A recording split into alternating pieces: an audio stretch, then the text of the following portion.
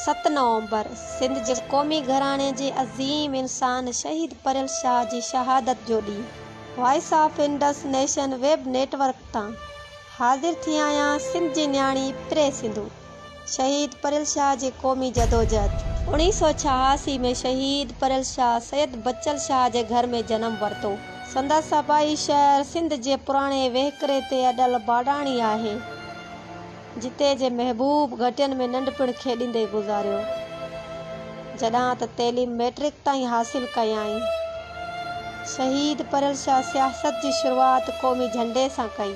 शहीद बशीर ख़ान कुरैशी बाडाणी अची क़ौमी परचम जस्कम यूनिट बाडाणी मथां लहराए यूनिट जो इफ्तिताह कयो।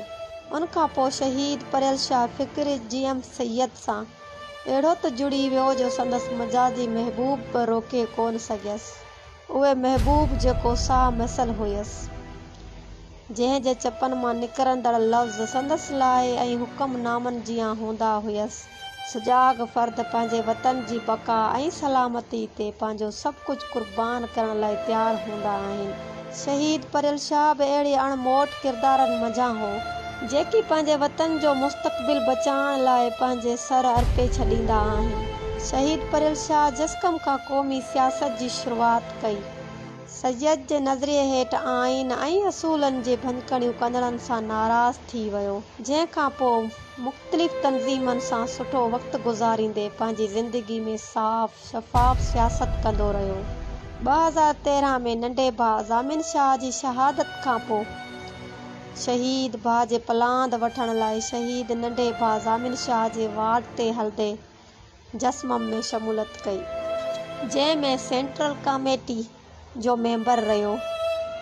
जस्मम में शामिल थियण खां पोइ रियासती इदारनि तरफ़ां रेड ऐं धमकियुनि जो सिलसिलो शुरू कयो वियो हो, पर शहीद परियल शाह उन्हनि धमकियुनि खे ॿुधो अणॿुधो करे पंहिंजे वतन ऐं क़ौम जी आज़ादी लाइ जदोजहद जारी रखियो आयो। 16 अक्टूबर 2014 ते बडाणी खां ॾेरकी वेंदे गुड्डू बैराज जे क़रीब पुनू खान कॉलोनी वटि पाकिस्तानी एजेंसियुनि तरफ़ां मुसाफ़िर वैन रोके शहीद परियल शाह खे खंभे गुम कयो वियो, जॾां त साईं GM सैयद जा 2 किताब सिंध ॻाल्हाए थी ऐं सिंधु देश छो ऐं छा लाइ 2 कपड़नि जा जोड़ा बि गॾु हुयसि। रियासती इदारनि तरफ़ां एकीअ ॾींहुं मुसलसल गैर इंसानी तशद्दुद थींदो रहियो।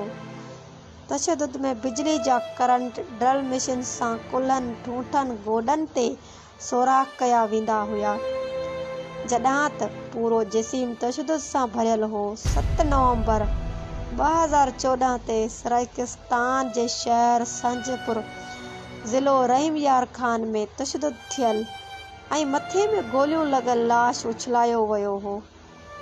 संदसि जे किरदार में किथे बि झोल न रहियो। हिन जेल बि कटिया त रपोशन सां बि निभायो। सिंध जे शहर कराची में हो। क़ौमी तहरीक जी सियासत जो मरकज़ी किरदार रहियो।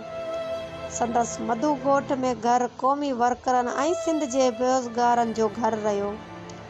शहीद परियल शाह क़ौमी वर्करनि, बेरोज़गारनि, नौजवाननि ऐं यारनि दोस्तनि जे पिरीं जहिड़ी छांव हुयो। साईं परियल शाह सिंध जे क़ौमी तहरीक जो हिकु ख़ूबसूरत किरदारु आहे, जंहिंखे तारीख़ हमेशह पंहिंजे हंज में संभाले रखंदी। अॼु संदसि वरसी जे मौक़े ते संदसि जे ॾिनल क़ौमी क़ुर्बानी सां वचन जो विरजाऊ कयूं था त हर क़ुर्बानी ॾेई शहीदनि जे मक़सदु सिंधु देश आज़ादु करे सुख जो साहु खणंदासीं।